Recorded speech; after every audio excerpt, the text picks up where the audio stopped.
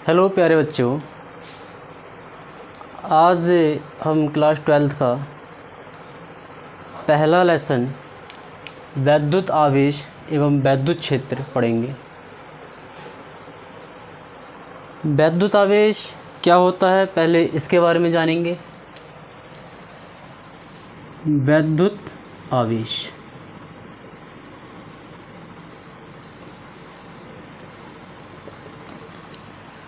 वैद्युत आवेश के द्रव्य का वह गुण होता है जिसके कारण वह वैद्युत तथा चुंबकीय प्रभाव उत्पन्न करता है या उसका अनुभव करता है। इसी की एक दूसरी परिभाषा भी होती है, वैद्युत धारा तथा समय के गुणनफल को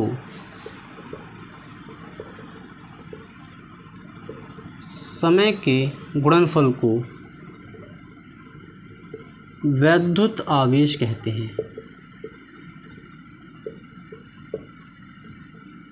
वैद्युत आवेश कहते हैं। वैद्युत आवेश इक्वल टू वैद्युत आवेश, इसको Q से प्रदर्शित करते हैं, बराबर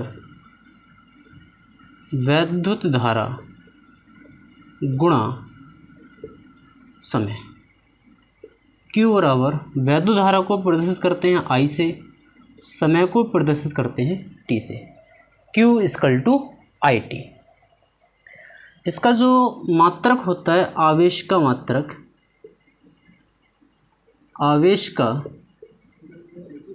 मात्रक,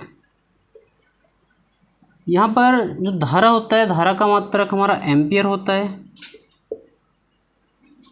एम्पियर गुणा समय का मात्रक हमारा सेकंड होता है। तो एम्पियर इंटू सेकंड, या इसको हम कूलम्ब भी कहते हैं। तो वैद्युत आवेश की एक परिभाषा तो ये हो गई कि वैद्युत धारा तथा समय के गुणनफल को वैद्युत आवेश कहते हैं। वैद्युत आवेश Q बराबर वैद्युत धारा गुणा समय, Q इक्वल टू IT। आवेश का जो मात्रक होता है एम्पियर गुणा सेकंड, इसको कूलम्ब भी कहा जाता है। दूसरी परिभाषा इसकी ये भी बताई थी आपको कि वैद्युत आवेश द्रव्य का वह गुण है जिसके कारण वह वैद्युत तथा चुंबकीय प्रभाव उत्पन्न करता है या उसका अनुभव करता है। वैद्युत आवेश के प्रकार,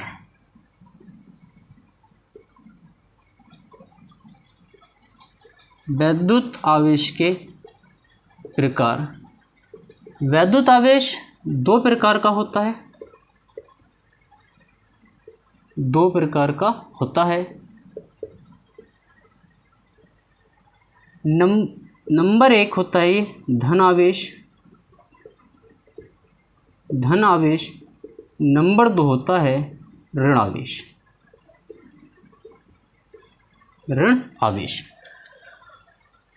धन आवेश कैसे उत्पन्न होगा, ऋण आवेश कैसे उत्पन्न होगा, अब हम इसकी चर्चा करेंगे।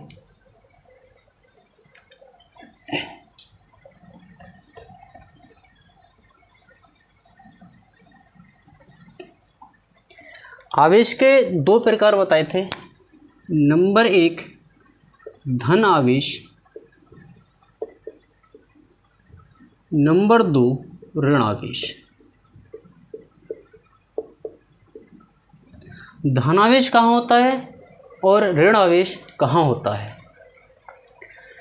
यहाँ पर जब हम किसी दो वस्तुओं को आपस में रगड़ते हैं तो एक वस्तु से दूसरी वस्तु पर इलेक्ट्रॉन स्थानांतरित हो जाते हैं, जिससे एक वस्तु पर इलेक्ट्रॉन की कमी होती है और दूसरी वस्तु पर इलेक्ट्रॉन की अधिकता हो जाती है। जहाँ इलेक्ट्रॉन की कमी होती है वहाँ धनावेश उत्पन्न हो जाता है और जहाँ इलेक्ट्रॉन की अधिकता होती है वहाँ ऋणावेश उत्पन्न हो जाता है। जैसे अगर हम किसी कांच की प्लेट को ये हमारी कांच की प्लेट हो गई। कांच की प्लेट को अगर हम रेशम पर रगड़ेंगे, किस पर रगड़ेंगे? रेशम पर। ये हमारी कांच की प्लेट हो गई, ये हमारा रेशम हो गया।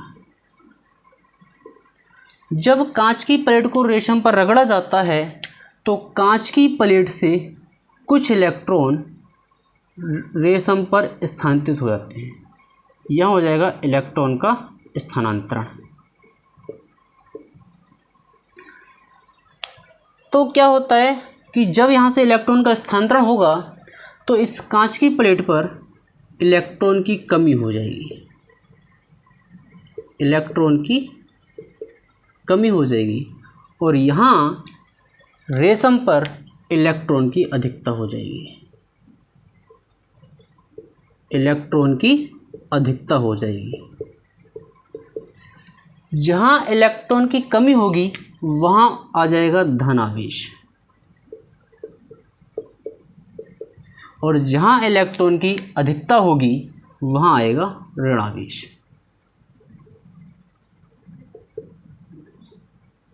ऋण आवेश। तो हम ये कह सकते हैं कि जहाँ इलेक्ट्रॉन की कमी होती है वहाँ धन आवेश होता है, और जहाँ इलेक्ट्रॉन की अधिकता होती है वहाँ ऋण आवेश होता है। इलेक्ट्रॉन मतलब जो इलेक्ट्रॉन की कमी हुई वहाँ धनावेश हुआ, जहाँ इलेक्ट्रॉन की अधिकता हुई वहाँ ऋणावेश हुआ, और ये आवेश उत्पन्न हुए वो इलेक्ट्रॉन के स्थानांतरण के कारण हुए। जैसे अगर हम इसमें कुछ अब बात ये आती है कि इस पर इलेक्ट्रॉन की कमी क्यों हुई और इस पर इलेक्ट्रॉन की अधिकता क्यों हुई। तो इसमें कुछ वस्तुएं मैं आपको बताऊंगा कि उसका एक क्रम होता है। अगर ऊपर वाली वस्तु को हम नीचे वाली वस्तु से रगड़ेंगे तो ऊपर वाली वस्तु पर धनावेश और नीचे वाली वस्तु पर ऋणावेश आएगा। जैसे नंबर 1 आता है बिल्ली की खाल, बिल्ली की खाल। नंबर 2 इसमें आ जाता है आपका एक कांच आ जाता है। नंबर 3 आपका रुई आ जाता है। नंबर 4 पे आपका रेशम आ जाता है। नंबर 5 लकड़ी। नंबर 6 आपका धातु आ जाती हैं। नंबर 7 आपकी रबड़ आ जाती है। नंबर 8 रेजिन आ जाता है। इस पर अगर हम इस कांच को अगर हम लकड़ी पर भी रगड़ेंगे तो कांच पर हमारा धन आवेश आ जाएगा और लकड़ी पर हमारा ऋण आवेश आ जाएगा। अगर हम इनमें से किन्हीं भी दो वस्तुओं को अगर आपस में रगड़ेंगे तो जो ऊपर वाले क्रम में वस्तु होगी उस पर धनावेश होगा और उससे जो नीचे वाली वस्तु होगी उस पर ऋणावेश होगा। यहाँ पर जो आवेश से धनावेश और ऋणावेश हैं, इनको जो सर्वप्रथम नाम दिया था वो एक अमेरिका के वैज्ञानिक बेंजामिन फ्रैंकलिन। सर्वप्रथम जो धनावेश और ऋणावेश जो आवेशों को नाम दिया था वो बेंजामिन फ्रैंकलिन ने दिया था। इसमें आवेशन की जो होती है वो 3 विधियाँ होती हैं। एक होता है आपका घर्षण द्वारा आवेशन। तो घर्षण द्वारा आवेशन तो हमारा इसी में आ जाएगा जो अभी आपको ये डायग्राम बताया गया। दूसरा इसमें आता है चालन द्वारा आवेशन। चालन द्वारा आवेशन क्या होता है कि किसी वस्तु पर आवेश है और उसके बराबर में हमने कोई भी चालक वस्तु रख दी तो यहाँ से जो आवेश होगा वो दूसरी वस्तु में चला जाएगा। जैसे हम अगर हमारे घर में लाइट आती है तो हम जब एक तार में लाइट आती है उससे दूसरा तार जब जोड़ते हैं तो उसमें भी धारा का प्रवाह होने लगता है तो आवेश होगा। ये वो प्रक्रिया क्या कहलाती है? चालन विधि कहलाती है। एक इसमें सबसे महत्वपूर्ण विधि आती है प्रेरण द्वारा आवेशन।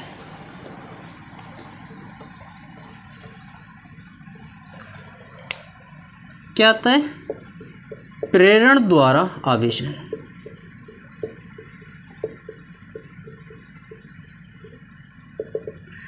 प्रेरण द्वारा आवेशन में क्या होता है कि इसमें हम धातु के 2 गोले लेंगे, एक गोला हमने ये लिया, एक गोला हमने ये लिया। धातु के हमने 2 गोले लिए, तो जो धातुएं होती हैं उसके अंदर इलेक्ट्रॉन और प्रोटॉन दोनों होते हैं, मतलब धनावेश और ऋणावेश बराबर मात्रा में पाए जाते हैं। इसीलिए धातु अगर अपनी प्राकृतिक अवस्था में होती है तो वो उदासीन होती है। क्यों? क्योंकि उसके अंदर धनावेश और ऋणावेश बराबर संख्या में पाए जाते हैं। तो यहाँ पर हमने धातु के 2 गोले लिए, एक गोला ए और एक गोला बी। जब हम, ये हमारा पहला स्टेप हो गया। अगले स्टेप में हम क्या करेंगे कि गोले ए के निकट एक धन आवेशित चालक की प्लेट लेकर जाएंगे। तो धनावेशित चालक की प्लेट क्या करेगी? इससे पहले आपको 2 बिंदु समझने होंगे कि अगर हमारे 2 आवेश कैसे हैं, समान हैं, पॉजिटिव हैं, या फिर दोनों आवेश हमारे कैसे हैं, नेगेटिव हैं। तो 2 समान आवेश जो होते हैं वो एक दूसरे को प्रतिकर्षित करते हैं, एक दूसरे को प्रतिकर्षित करते हैं। और हमारे अगर विपरीत प्रकृति के आवेश हैं तो ये एक दूसरे को आकर्षित करते हैं, जिसे इसको हम सजातीय आवेश कहते हैं, सजातीय आवेश कहते हैं, और इसको हम विजातीय आवेश कहते हैं।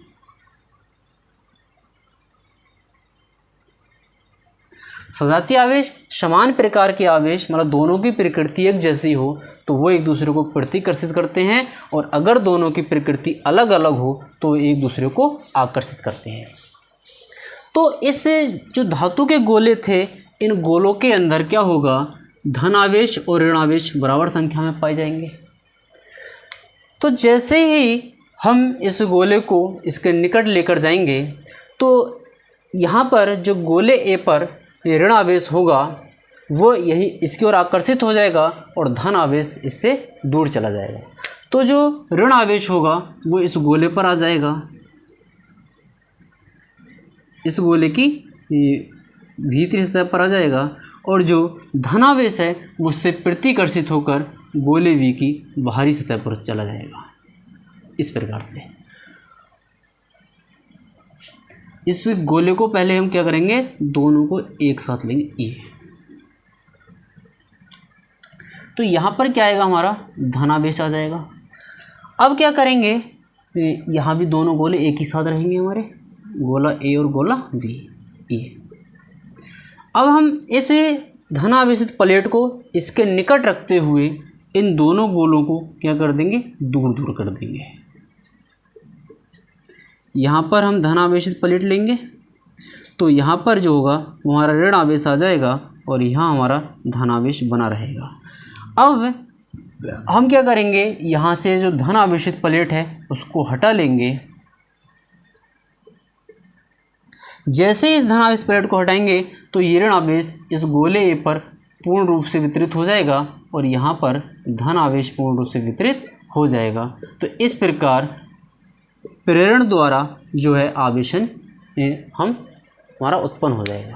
यहाँ पर जब कोई आवेश यहाँ पर नहीं था तो ये दोनों कैसे थे, उदासीन थे। जैसे ही हम इस पर धनावेश प्लेट लेकर गए तो ए पर एक जो प्लेट के निकट है वहाँ पर ऋण आवेश आ जाएगा और दूर क्या चला जाएगा, धनावेश चला जाएगा। क्यों? क्योंकि दोनों अगर समान प्रकृति के आवेश हैं तो एक दूसरे को प्रतिकर्षित कर देंगे, तो ये धनावेश इस धनावेश को प्रतिकर्षण कर देगा और ये धनावेश इस ऋणावेश को अपनी ओर क्या कर लेगा, आकर्षित कर लेगा। इस गोले को हम इस धनावेश प्लेट को निकट रखते हुए इन गोलों की दूरी को बढ़ा देंगे तो इस पर ऋणावेश और इस पर धनावेश हमारा बना रहेगा। तो ये आवेशन की 3 विधियाँ थी। इसके बाद आता है आवेशों के गुण। आवेशों के गुण में पहला गुण हमारा यही हो जाएगा कि सजातीय आवेश एक दूसरे को प्रतिकर्षित करते हैं और विजातीय आवेश एक दूसरे को आकर्षित करते हैं। दूसरा गुण इसका क्या होगा कि आवेश कैसा रहता है, संरक्षित रहता है। आवेश संरक्षित रहता है। इसमें आपने नियम पढ़ा होगा, ऊर्जा संरक्षण का नियम। जैसे ऊर्जा संरक्षण का नियम होता है कि ऊर्जा को ना तो उत्पन्न किया जा सकता है ना ही नष्ट किया जा सकता है, बल्कि एक रूप से दूसरे रूप में परिवर्तित किया जा सकता है। ठीक वैसे ही आवेश को भी ना तो उत्पन्न किया जा सकता है ना ही नष्ट किया जा सकता है, बल्कि एक वस्तु से दूसरी वस्तु पर स्थानांतरित किया जा सकता है। इसके बाद एक आता है हमारा आवेश का क्वांटीकरण, जो इम्पोर्टेंट भी है, आवेश का क्वांटीकरण।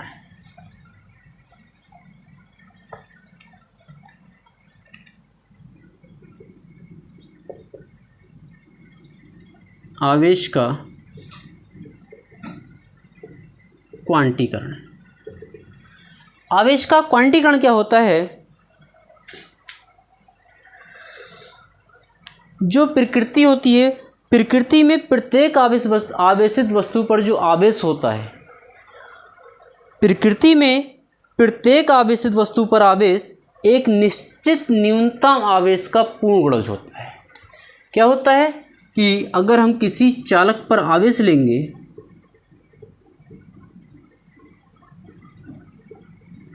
किसी चालक पर आवेश Q बराबर प्लस माइनस का N ही होता है। तो प्रकृति में किसी भी वस्तु पर जो आवेश होगा वो एक न्यूनतम आवेश का पूर्ण गुणज होगा, जहाँ N क्या है, जहाँ N इलेक्ट्रॉन की संख्या है और E जो है वो इलेक्ट्रॉन पर आवेश है, इलेक्ट्रॉन पर आवेश है। और इलेक्ट्रॉन पर जो आवेश होता है वो 1.6 गुणा 10 की पावर माइनस का 19 कूलाम होता है। तो यही हमारा आवेश का क्वांटीकरण कहलाता है कि प्रकृति में किसी भी वस्तु पर जो आवेश होता है वो एक निश्चित न्यूनतम आवेश का पूर्ण गुणज होता है। यही आवेश का क्वांटीकरण कहलाता है। और यहाँ N जो है वो इलेक्ट्रॉनों की संख्या है, E जो है इलेक्ट्रॉन पर आवेश है, और इलेक्ट्रॉन पर जो आवेश होता है वो 1.6 गुणा 10 की घात माइनस 19 होता है। तो ये हमने वैद्युत आवेश के बारे में पढ़ा था। अब हम बात करते हैं, एक इसमें टॉपिक आता है कूलाम का नियम।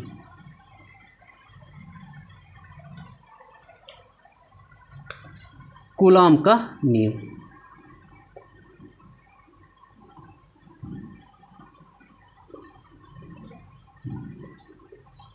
कूलाम का नियम। कूलाम का नियम क्या होता है, इसको हम या करके, ये कभी कभी वैद्युत बल से भी आता है। वैद्युत बल। कूलाम का नियम क्या है इससे भी पूछ लेता है, और वैद्युत बल क्या है ये प्रश्न भी कभी कभी पूछा जाता है। तो वैद्युत बल जो लगता है वो किन्हीं दो बिंदु आवेशों के बीच कार्य करता है। किन्हीं दो स्थिर बिंदु आवेशों के बीच लगने वाला जो बल होता है वो वैद्युत बल कहलाता है। तो यहाँ पर कूलाम ने क्या कहा था, कूलाम ने दो आवेश लिए थे, एक आवेश Q1 है, एक आवेश Q2 है, और इनके बीच की दूरी अगर कितनी हो, R हो।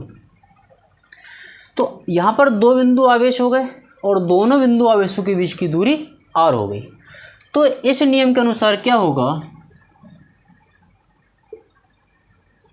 इस नियम के अनुसार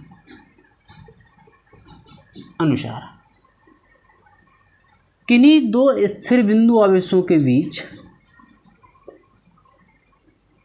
किन्हीं दो स्थिर बिंदु आवेशों के बीच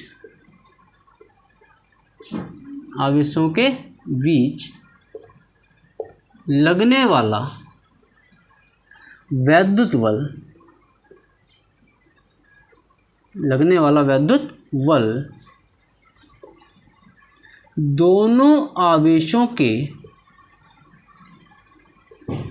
गुणनफल के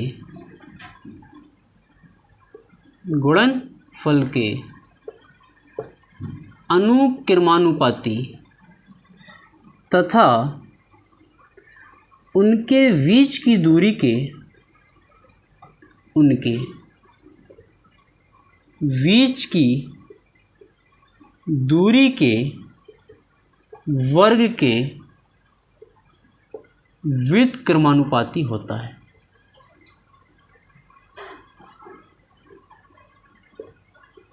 व्युत्क्रमानुपाती होता है। किन्हीं दो स्थिर बिंदु आवेशों के बीच लगने वाला वैद्युत बल दोनों आवेशों के गुणनफल के अनुक्रमानुपाती तथा उनकी बीच की दूरी के वर्ग के व्युत्क्रमानुपाती होता है। यहाँ पर हमारे दो आवेश हैं Q1 और Q2, जिनके बीच की दूरी r है। तो यहाँ पर अगर हम कूलाम के नियम अनुसार लेंगे तो क्या हो जाएगा, कूलाम के नियमानुसार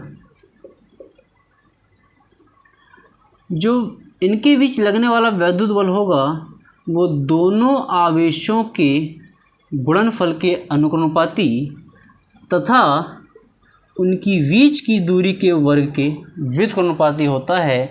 अगर हम इन दोनों समीकरणों को इकट्ठा कर लें तो F अनुक्रमानुपाती Q1 Q2 अपॉन में r² हो जाएगा। यहाँ से अगर हम इस अनुक्रमानुपाती का चिन्ह हटाते हैं तो हम एक कांस्टेंट लेंगे k, क्या हो जाएगा Q1 Q2 अपॉन में r², जहाँ k एक नियतांक है, k एक नियतांक है जिसे वैद्युत नियतांक कहते हैं, जिसे वैद्युत नियतांक कहते हैं। और यहाँ पर जो वैद्युत नियतांक का जो मान होता है, वैद्युत नियतांक k = 1/4πε0। तो यहाँ से अगर हम इस k का मान यहाँ पुट करेंगे तो F = निकल कर आएगा 1/4πε0 Q1 Q2 अपॉन में r²। ये हमारा वैद्युत बल का सूत्र हो गया। यहाँ पर जो हमारा हमने वैद्युत नियतांक लिया है इसकी भी एक वैल्यू होती है। तो वैद्युत नियतांक का जो मान होता है हमारा, ये हमारा आ जाएगा न्यूटन में। वैद्युत नियतांक 1/4πε0 की जो वैल्यू होती है वो 9 × 10⁹ न्यूटन मीटर स्क्वायर प्रति कूलाम स्क्वायर होती है। न्यूटन मीटर स्क्वायर प्रति कूलाम स्क्वायर होती है। यहाँ पर जो ε0 होता है ये निर्वात की वैद्युतशीलता होती है, निर्वात की वैद्युतशीलता होती है। यहाँ पर निर्वात की जो वैद्युतशीलता का मान होता है वो ε0 बराबर 8.85 × 10⁻⁻12 कूलाम स्क्वायर प्रति न्यूटन मीटर स्क्वायर होती है। तो यहाँ पर जो वैद्युत बल का आपका सूत्र आगे निकल के F = 1/4πε0 इंटू में Q1 Q2 अपॉन r²। ये वैद्युत बल का सूत्र तब आया जब इन दोनों आवेशों के बीच वायु या निर्वात है। यदि इन दोनों आवेशों के बीच हम एक ऐसा माध्यम लें जिसका परावैद्युतांक k हो, यदि दोनों आवेशों के बीच माध्यम का परावैद्युतांक k हो, परावैद्युतांक k हो, तब वैद्युत बल F = 1/4πε0 k इंटू में Q1 Q2 अपॉन में r² होता है। अगर दोनों आवेशों के बीच माध्यम का परावैद्युतांक k हो तो F = 1/4πε0 इंटू में Q1 Q2/r² होता है, और ये हमारा किस में आएगा, न्यूटन में आएगा। तो ये हमारा वैद्युत बल हो गया। यहाँ पर अब यदि ये दोनों आवेश हमारे कैसे हैं, सजातीय हैं। जैसे अभी कुछ देर पहले आपको बताया कि सजातीय आवेश एक दूसरे को प्रतिकर्षित करते हैं और विजातीय आवेश एक दूसरे को आकर्षित करते हैं। तो अगर ये दोनों हमारे सजातीय आवेश हुए तो इनके बीच लगने वाला जो बल होगा वो प्रतिकर्षण बल होगा, अर्थात ये आवेश एक दूसरे को क्या करेंगे, दूर हटाएंगे। लेकिन अगर ये दोनों आवेश कैसे हैं, विजातीय हैं अर्थात विपरीत प्रकृति के हैं, तो इन दोनों के बीच लगने वाला बल जो होगा वो आकर्षण बल होगा। तो ये हमारा वैद्युत बल था। वैद्युत बल जो है वो दो आवेशों के मध्य लगता है। इसके बाद आता है यहाँ पर जो हमारा आया ε0 निर्वात की वैद्युतशीलता, इसका विमीय सूत्र है।